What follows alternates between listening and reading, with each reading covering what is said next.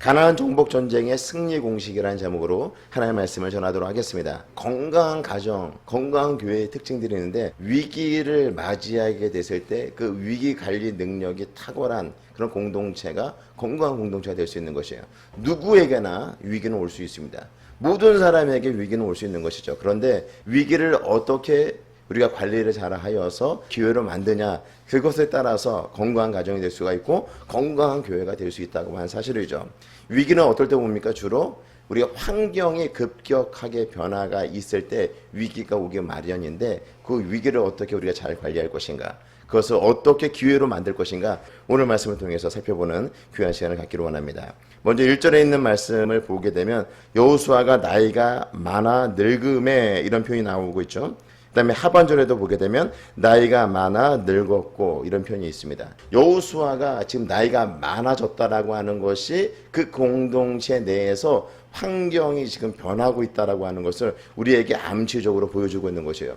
여호수아가 지금 건강한 상태에 있고 그리고 젊은 상태에 있었다고 한다면 정복 전쟁을 통하여서 가나안 땅에 있는 남은 그 잔당들을 다 처리할 수 있을 텐데 이제는 나이가 들어서 그 일들을 할 수 없는 지경이 되었다. 이제 새로운 패러다임, 정복 전쟁의 새로운 패러다임이 펼쳐지게 될 것에 대한 암시적으로 우리에게 알려주고 있는 것이죠. 또 다른 측면에서 보게 되면 신실하게 충성되게 귀한 사역들을 잘 감당하면서 사역을 완수해냈다. 실제로 이 여호수아가 이 가나안 땅에 들어와서 정복 전쟁을 펼치게 되는데 물론 실수도 있었죠. 아이성을 점령할 때 하나님께 묻지 아니하고 기브온 거민들과 조약을 맺을 때 역시 하나님께 묻지 않는 그런 실수를 범하긴 했지만 모든 전쟁에서 승리를 이끈 사람이 바로 이 여호수아가 아니었습니까? 이렇게 여호수아가 이제 나이가 들었다라고 하는 것은 이제 정복 전쟁의 새로운 패러다임이 펼쳐지게 될 것을 우리에게 암시적으로 보여주고 있는 것과 동시에 이제 여호수아가 그에게 맡겨졌던 그 사역들을 다 수행하고 완수해 가고 있는 그런 모습들을 우리에게 또한 보여주고 있는 것입니다. 여호수아는 어떤 사람이었습니까? 처음 여호수아가 등장하는 것은 출애굽기 17장이에요. 17장에서 아말렉과의 첫 번째 전쟁을 하게 될 때 장군으로 출전했던 사람이 바로 이 여호수아였던 것이죠. 모세는 산꼭대기에 올라가서 손을 들고 기도를 하고 있고 아론과 훌이 모세의 손을 붙잡고 아래에서 전쟁을 벌이고 있는 여호수아를 지원하고 있지 않았습니까? 첫 번째 벌이는 그 전쟁에서 여호수아가 이끄는 군대가 그 전쟁에서 승리를 얻게 되죠.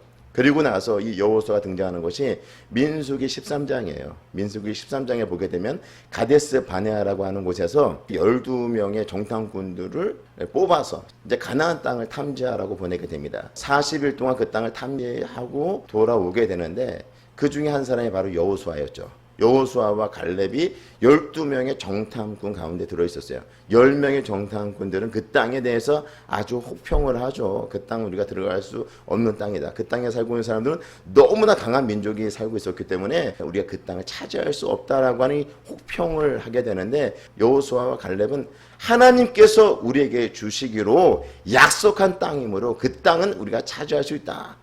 오히려 그들은 우리 앞에 먹이에 불과하다. 아무리 그들이 강하다 할지라도 하나님께서 우리에게 주셨다. 그 땅은 반드시 우리가 차지할 것이다 라고 하는 것을 이스라엘 백성들에게 알렸던 사람이 바로 이 여호수아와 갈렙이었다고 하는 사실이죠. 이 여호수아라고 하는 사람은요, 환경을 바라보지 아니하고 신실한 하나님의 약속의 말씀을 붙잡고 삶을 살아간 그 사람이었다고 하는 사실이죠. 무엇보다 우리 여호수아 1장을 시작하면서 모세를 이어서 이스라엘 백성들의 그 새로운 지도자가 된 사람이 바로 이 여호수아였던 것이죠.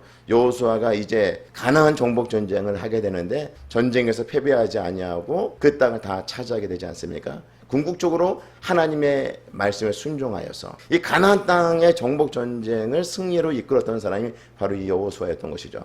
그러니까 여호수아의 그 삶의 모습을 들여다보게 될 때 아주 신실한 사람이었다. 충성된 사람이었다. 그리고 하나님의 약속의 말씀을 견고히 붙잡았던 사람이었다. 패배를 모르고 승리하는 그런 삶을 살아갔던 사람이었다고 하는 것을 우리에게 알려주고 있는 것입니다. 여호수아라고 하는 사람의 모습을 들여다보니까 신실하게 하나님의 약속의 말씀을 붙잡고 승리한 그런 삶을 살아간 멋진 사람이었다라고 하는 것을 우리에게 알려주고 있는 것이죠. 이 여호수아가 이렇게 멋진 삶을 살아갈 수 있는 그 비결은 하나님의 말씀을 신실하게 붙잡고 좌로나 우로나 치우치지 아니하고 우리의 하나님을 의지하고 삶을 살아갔기 때문에 이런 멋진 삶을 살아갈 수 있었다고 하는 사실이죠. 저와 우리 성도 여러분들도 여호수아처럼 하나님의 신실한 그 약속의 말씀을 붙잡고 승리하는 삶을 살아가시는 저와 성도 여러분 모두가 되시기를 주의 이름으로 축복합니다. 1절 하반절에 있는 말씀을 또 보면 이런 말씀이 있죠. 얻을 땅이 매우 많이 남아있도다. 여호수아가 지금 나이가 많고 늙었고 얻을 땅이 매우 많이 남아있다라고 말씀하고 있어요. 아직 그들이 차지할 성읍이 많이 남아있다라는 것이에요. 땅이 매우 많이 남아있도다. 앞으로 차지하게 될 땅들이 많다라고 하는 것인데 매우 많이 남아있다. 그러니까 이들이 아직 차지할 성읍들이 많이 있다는 것이에요. 정복 전쟁을 통하여서 땅을 차지해야 된다라고 하는 것을 말씀하고 있는 것이죠. 우리가 자칫 잘못 보게 되면 여호수아가 나이가 많음에도 불구하고 그 땅을 아직 다 차지하지 못했다라고 하는 것으로 아직 여호수아가 자신에게 맡겨주신 그 사명이 있는데 그 사명을 다 완수하지 못하고 다 감당하지 못했다라고 하는 것으로 우리가 이 본문을 읽을 수가 있는데 그렇지 않다라는 것이에요. 여호수아는 자신에게 맡겨진 그 사명을 충실히 다 감당하고 이제 마지막으로 이 13장부터 쭉 21장까지 어떤 일들을 하게 되냐면 12지파에게 땅을 분배하는 일들을 하게 돼요. 여호수아가 이제 자신이 나이가 들어서 할 수 있는 정복 전쟁은 다 끝났다 하더라도 그에게 남아있는 것이 뭐예요? 이제 12지파에게 땅을 분배하는 일은 아직 남아있는 것이죠. 그리고 12지파에게 땅을 분배하는 일까지 마치게 되면 여호수아는요 자기에게 맡겨진 사명을 다 완수하는 것이에요. 그들이 아직 정복하지 않은 땅이 있음에도 불구하고 그 땅을 12지파에게 나눠줬다라고 하는 것. 이제 앞으로 보게 되면 그 지파들에게 나눠주게 되는데 그 나눠준다라고 하는 것은 어떤 의미가 있냐면 앞으로의 정복 전쟁은 여호수아와 같은 걸출한 지도자가 나타나서 이스라엘 백성들의 지도자가 되어서 그 나라와 나라 간의 그런 정복 전쟁이 아니라 이제 정복 전쟁은요 지파들 간의 연합을 통해서 그 지파들 안에서 리더들을 세우고 그들이 이제 각기 도시국가의 성읍이라든지 이런 지역들을 점령하는 그 일들만 남아있는데 그것이 굉장히 많다는 것이에요. 이제 지파들의 수장을 중심으로 해서 그 일들을 감당해야 된다고 하는 것을 말씀해주고 있고요. 여호수아는 이제 정복 전쟁하는 그 모든 사명들을 다 완수하였고 이제 땅 분배하는 일들만 마치게 되면 여호수아의 사명은 다 끝나는 것입니다. 제가 그 말레이시아에 선교하러 갔다 왔는데 횟수로 얘기하면 3년 정도 다녀왔습니다. 그 나라가 모슬렘 국가이기 때문에 모슬렘을 상대로 복음 전하는 것은 쉽지 않았어요. 사역을 거의 마칠 때쯤 돼서 그 아내랑 이런저런 이야기를 하다가 우리가 말레이시아에 와서 선교 사역을 했는데 우리가 얻은 열매가 무엇인가 이런 생각들을 하게 될 때 좀 회의적인 생각이 들더라고요. 3년이라고 한 시간 좀 헛된 시간이 아니었는가.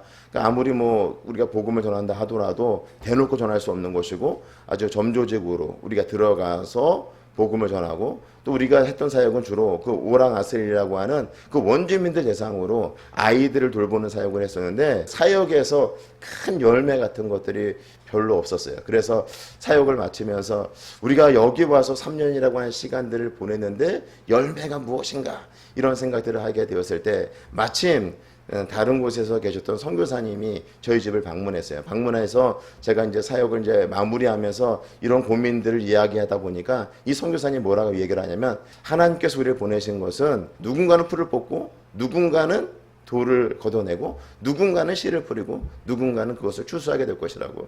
지금 선교사님이 이곳에서 한 사역이 결코 작은 사역이 아니다. 또 풀을 제거하고 돌을 골라내는 그런 일들을 하였다고 한다면 누군가는 여기다가 분명히 파종을 할 것이고 또 누군가는 와서 그 열매를 반드시 거두게 될 것이기 때문에 결코 선교사님의 이곳에서의 사역이 헛되지 않다라고 하는 그런 말을 제가 듣고서 힘을 내고 다시 한국으로 돌아왔던 그런 기억들이 있는데요. 마찬가지예요. 여호수아가 지금 가나안 땅 그 정복 전쟁에 있어서 여호수아가 그 땅을 다 차지하는 일들을 하지 못했다고 해서 여호수아가 사명을 완수하지 못한 것이 아니에요. 하나님께서 그에게 맡겨준 그 사명은 그 땅을 분배하는 그 일들만 남은 것이고 그 나머지 것들은 다른 그 사람들에게 맡겨진 그 사명이라고 하는 것을 우리에게 알려주고 있는 것이죠. 무엇보다 중요한 것은요, 이제 새로운 패러다임 속에서 이제 그들의 정복 전쟁을 펼쳐야 되는 그 문제들이 이스라엘 백성들 앞에 남아 있다고 하는 것이죠. 이제 정복 전쟁을 그들이 해야 되는데 그들의 마음 자세가 어떠할까를 우리가 생각해 볼 때,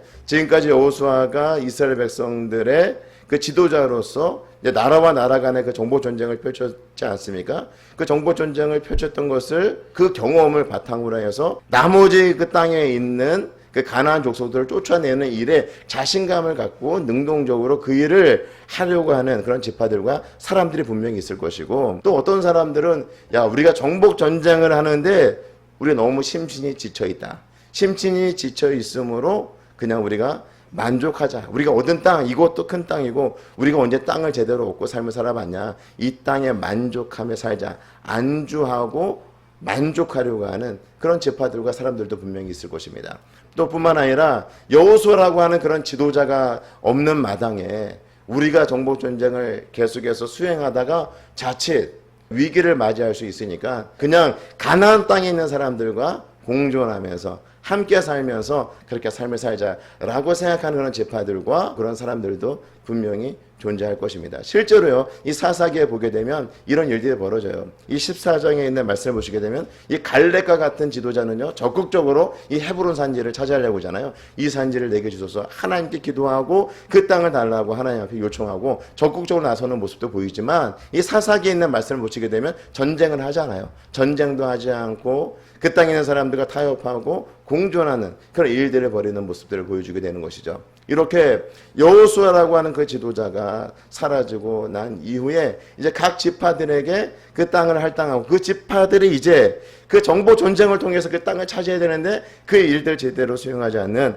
그런 모습들을 보여주고 있는 것이죠. 이제 중요한 것은 무엇인가 하면, 하나님께서 말씀하신 것이 바로 그 땅에 살고 있는 그런 가나안 그런 족속들은 반드시 다 제거하라, 쫓아내고 그 땅을 하나님의 나라로 만들라, 하나님의 온전한 통치가 이루어지는 곳으로 하나님께서 만들라고 그들에게 명령하셨는데 그들이 그렇게 하지 않은 것이죠. 그냥 안주하려고 했고 불의와 타협하면서 그들과 공존을 하려고 했던 것이 바로 이스라엘 백성들의 모습이었다고 하는 사실이죠. 가나안 땅에 있는 그 가증한 문화들, 부도덕하고 음란한 문화, 그것을 하나님께서 정복하고 그것을 쫓아내라고 말씀하신 것인데 그들은 그렇게 하지 않은 것이죠. 세상의 권세와 지식, 재물과 명예를 추구하며 일확천금을 노리며 삶을 살아가는 자들, 그들을 정복하라는 것이에요. 그래서 그들이 살고 있는 지역에 하나님의 온전한 통치가 이루어지도록 만들라고 하나님께서 말씀하고 있다고 한 사실이죠. 우리가 예수님을 믿고 난 이후에 구원받은 하나님의 귀한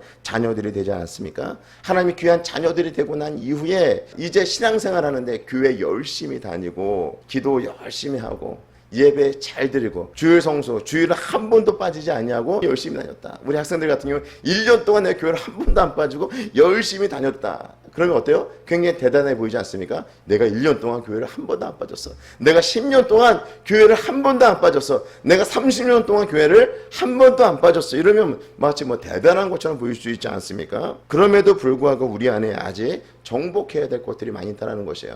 그냥 내가 교회 달 출석하고 예배 드리고 기도 많이 하고 이것으로만 끝나는 것이 아니라, 우리 교회가 이곳에 위치하고 있는 이유가 무엇인가 하면 그냥 우리가 구원받고 우리가 예수님 안에서 그 자라나가는 것, 그것 말고도 이 지역에 죽어가는 영혼들이 많이 있는데 그 영혼들을 주님께로 인도해야 될 그 사명이 우리에게 있다는 것이에요. 그냥 우리가 구원받는 것으로 끝나는 것이 아니라 우리가 예수님을 믿고 예수님의 그 다스림과 통치 안에 들어와서 살아가는 것, 그것으로만 끝나는 것이 아니라 이 지역에 죽어가는 영혼들, 그들도 주님의 통치하심 안으로 들어와서 복된 삶을 살도록 만드는 그 책임이 바로 저와 우리 성도 여러분들에게 있다고 하는 사실이죠. 내가 교회 잘 나오고 있다고 하는 것으로만 만족하는 것이 아니라 내 주변에 죽어가는 영혼들도 우리 주님께로 인도하는 그런 삶을 살아가야 된다고 하는 것을 우리에게 말씀해 주고 있는 것입니다. 뿐만 아니라 정복 전쟁이 다 끝난 것 같지만 끝나지 않았다라고 하는 것을 말씀해 주고 있죠. 아직 차지할 성읍이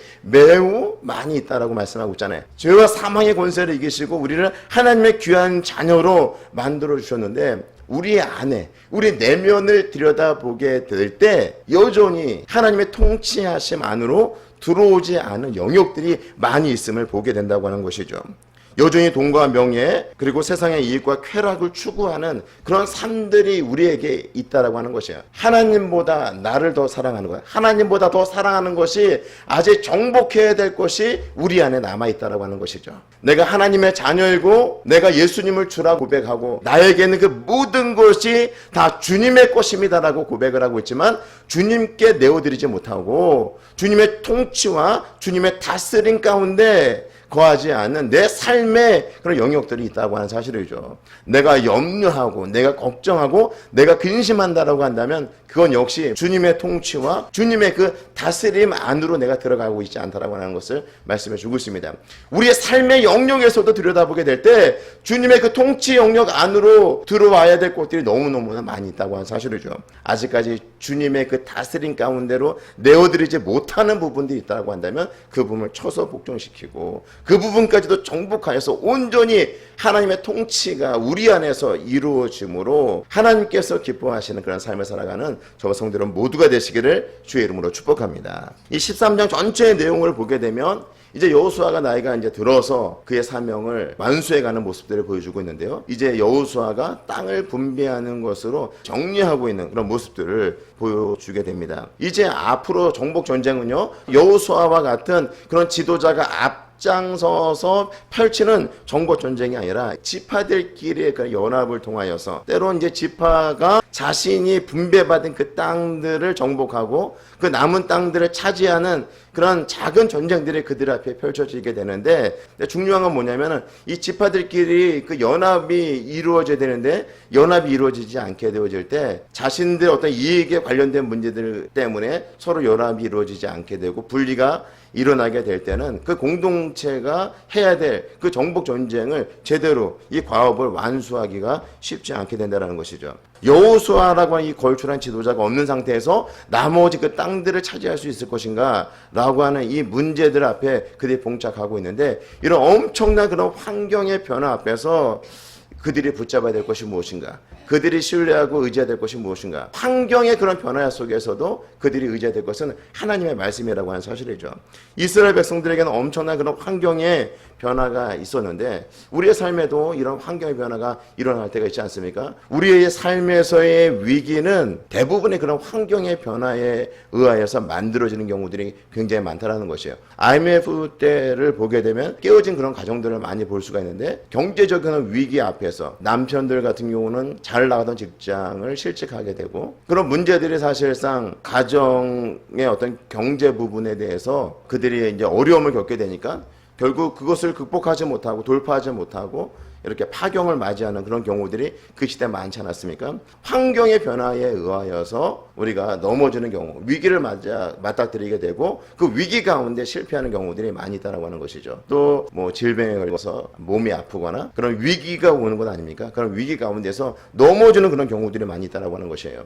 제가 지난주 금요 기도회를 드리는데 우리 조성호 집사님하고 황진환 집사님이 또 휴가 기간이어서 못 나왔잖아요. 그 자리가 너무 커 보이더라고요. 뭘 얘기하려고 하냐면 우리 교회 잘 남았던 성도 한 분이 뭐 불가피하게 이사를 가서 우리 교회 나올 정도의 거리가 아니라 너무 멀리 이사를 가게 되면 나오기가 쉽지 않지 않습니까? 그럴 때 목회자가 그 받는 그런 충격이 크다는 것이에요. 그리고 그 한 성도가 빠져나가게 됐을 때 나머지 성도들도 우리가 들어온 자리는 표가 안 나왔지만 나간 자리는 표가 난다는 말이 있듯이 그 한 성도가 빠져나가게 되었을 때 성도들이 느끼는 그런 충격이 크다는 것이에요. 한 사람 빠져나갔음에도 불구하고 교회 공동체 전체에는 큰 영향을 줄 수 있다고 하는 것이죠. 그렇게 위기 가운데 있을 때 그 위기를 잘 돌파하고 위기를 기회로 만들 수 있는 공동체, 가정이 됐든 교회가 됐든 어디가 됐든 그 위기를 기회로 잘 만드는 공동체가 바로 이 건강한 공동체가 될 수 있다고 하는 사실이죠. 성도 여러분, 중요한 것은요, 우리의 환경은요 이렇게 변화무쌍해요. 어떻게 변할지 몰라요. 예측도 불가능한 거예요. 우리의 미래에 대해서 예측할 수 있는 사람은 아무도 없어요. 환경의 변화, 이 변화무쌍한 이 환경은요 끊임없이 계속해서 우리 앞에 변화라고 하는 것으로 우리를 도전하게 될 것이고 이 변화라고 하는 것으로 우리에게 위기를 고조시킬 것이에요. 그러면 이 변화에 대해서 우리가 어떻게 맞서야 될 것인가? 그것은요, 하나님의 말씀을 붙잡는 것이죠. 이스라엘 백성들이 정복 전쟁을 하게 될 때 여리고성 정복 전쟁과 이 아이성 정복 전쟁은 분명한 차이점이 있었죠. 또 이 아이성 정복 전쟁과 남부 가나안의 연합군으로 조성된 그 연합군과의 전쟁도 또 다른 거고, 북부 가나안과의 그 전쟁도 다 달라서요. 전쟁이 다 달라요. 케이스 바이 케이스죠. 환경이 다 다르다라고 하는 것이요. 환경이 다 다른데 그 다른 그 환경에 각각 다르게 우리가 적용하려고 한다고 한다면 우리는요, 감당할 수 없을 거예요. 그 변화에 우리는 감당할 수 있는 사람이 단 한 사람도 없다라고 하는 것이죠. 왜냐하면 우리가 가지고 있는 그 경험으로 똑같이 반응할 수 없다는 거예요. 우리 앞에 놓여 있는 그 환경은 계속해서 변하는데 내가 이긴 그 경험을 기반으로 해서 그런 각각 다양한 그 케이스들에 대해서 우리가 대응하려고 할 때 너무나 어렵다고 하는 사실이죠. 환경은 변하는데 변하지 않는 승리 공식이 있어요. 그것은 무엇이에요? 하나님께 묻고 하나님의 약속의 말씀을 붙잡고 하나님의 말씀에 순종하는 것, 이것은 변하지 않는다는 것이에요. 가나안 정복 전쟁을 할 때 여리고성, 그리고 아이성, 남부 가나안, 북부 가나안을 점령하는 그 환경은 다 달랐지만 동일한 방법으로 이스라엘 백성들이 승리를 얻었다라고 하는 것이에요. 승리하는 공식은 단 한 가지라는 것이에요. 승리하는 공식만은 변하지 않는다는 것이에요. 환경은 계속해서 변하지만 그 변화에 맞서는 방법은요, 하나밖에 없다는 것이에요. 하나님께 묻고 하나님의 말씀을 붙잡고 하나님의 말씀에 순종하게 될 때 우리 앞에 놓여 있는 그 어떤 문제도 어떤 장애물도 우리가 이겨나갈 수 있다고 하는 것을 우리에게 말씀해 주고 있는 것입니다. 이스라엘 백성들이 이렇게 급격히 변화되는 그 환경 가운데 그들이 어떻게 맞설까? 이제 우리 가운데는 모세도 없고 여호수아도 없고 이제 우리 지파들이 알아서 이 문제를 해결해 나가야 되는데 우리 가운데 있는 사람들 누구를 뽑을 것인가? 그리고 어떻게 그 땅을 정복해 나갈 것인가? 뭐 고민은 막 쌓여 있었겠죠. 그런데 그 나머지 그 땅들을 정복하는 방법은 단 한 가지 방법밖에 없다라는 것이에요. 하나님께 묻는 거예요. 하나님께 묻는 것. 그리고 하나님의 말씀을 붙잡고 하나님의 말씀에 순종하는 것. 그것만이 유일하게 승리하는 방법이다라고 하는 것을 우리가 이 여호수아서를 통해서 우리가 알 수가 있는 것이죠. 성도 여러분, 우리 앞에 그런 변화무쌍한 그런 일들이 계속해서 일어날 거예요. 그럴 때 우리가 어떻게 될 것인가? 여호수아가 하나님께 묻고 하나님의 말씀 붙잡고 하나님의 말씀에 순종하는 그런 삶을 살았던 것처럼 우리 삶도 하나님께 매 순간순간마다 묻고 하나님의 말씀 붙잡고 하나님께 순종하는 그런 삶을 통하여서 우리 앞에 놓여 있는 그런 위기들을 극복하고 위기를 기회로 만들고 삶을 살아가시는 저와 성도 여러분 모두가 되시기를 주의 이름으로 축복합니다.